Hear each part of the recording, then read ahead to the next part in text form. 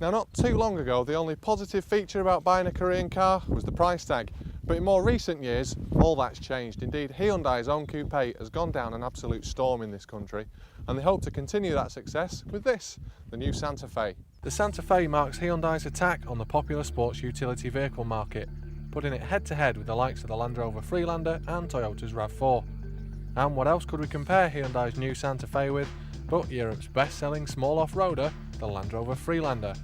Looks play an important part in this sector. Owners are usually more concerned with looks than outright off-road ability. The sales of this car suggest that in the looks department, Land Rover must be doing it right with the Freelander.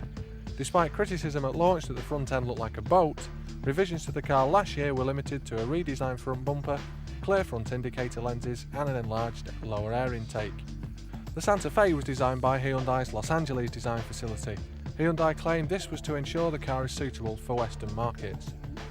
From the back, the car looks very butcher macho, the perfect thing for off-roading, but as you move down the side and to the front, you get a mishmash of curves, supposedly to echo the coupe. However, if like me you're no fan of the coupe's looks, you might be a bit disappointed, but it does kind of grow on you after a few days. Now, due to the recent problems in the countryside, we're not able to test either of these two vehicles off-road, but as it's highly unlikely that either of them are going to see sight and sound of a field in a lifetime, what's more important is how they go on-road. Well, Hyundai don't actually make any great claims about the off-road ability of the Santa Fe, and that's because it's an SUV or sports utility vehicle, and that means it's designed more for use on-road or tracks and fields rather than out-and-out rocky mountain tracks. Now, this model's powered by a 2.7 litre V6 producing 177 brake horsepower, and that pushes the big Korean to 60 miles an hour in a little over 11 seconds, and you get a top speed of 113 miles an hour, and the fuel consumption's not bad either, at just over 25 miles to the gallon.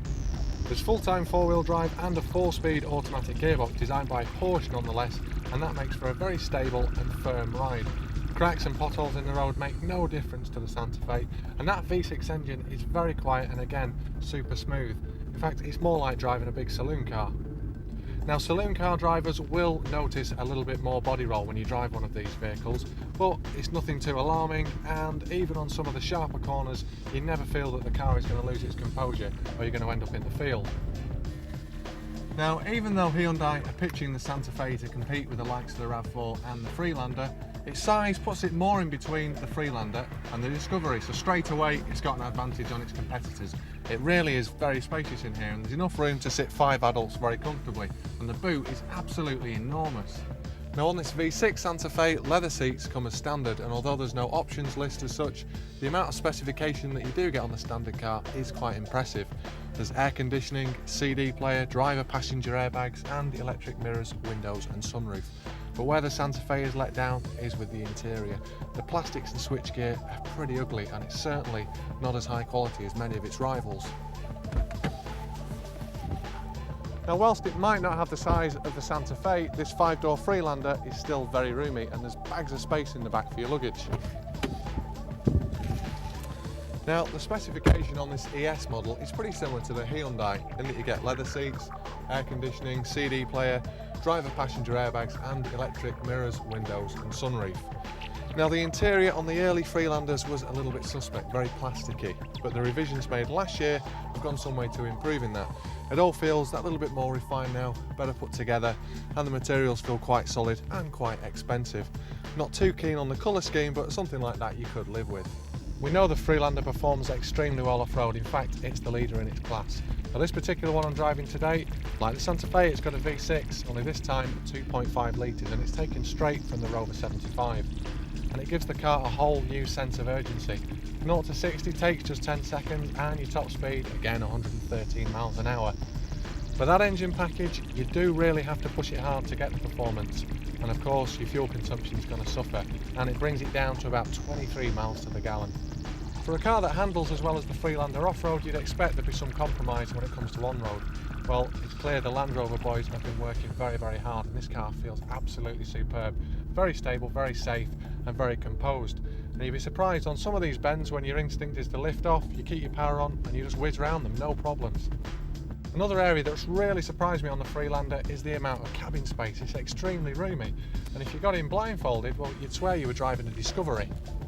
Starting at £15,999 for the 2.4 litre petrol to £18,000 for this 2.7 litre V6, Hyundai's new Santa Fe represents excellent value for money. Throw in a 3-year unlimited mileage warranty and 3 years RAC assistance, and it's hard to see why the Santa Fe wouldn't make sense. Diesel lovers should hold their breath, as later in the year there'll be a 2 litre common rail diesel model of the car. There are 3 different body styles available for the Freelander: hardback, softback 3-door models, and this, the 5-door. And you get a choice of 3 engines at the moment: a 1.8 petrol, a 2 litre diesel, and the one we've been driving today, a 2.5 litre V6. For the basic 1.8 petrol 3-door, and they go right up to £24,595 for a fully equipped 2.5 litre V6. Now, there's no doubt that over the past decade Hyundai have come on a heck of a long way, and this Santa Fe is the best car that they've ever launched in this country. Now, whether you like the looks or not, it certainly performs very well, and it brings genuine value for money to the SUV market. But where it's going to lose sales to the Freelander is on the badge. But if you can put badge snobbery behind you and going off-road is in your main criteria, well, you could save yourself £4 grand and do a lot worse than a Santa Fe.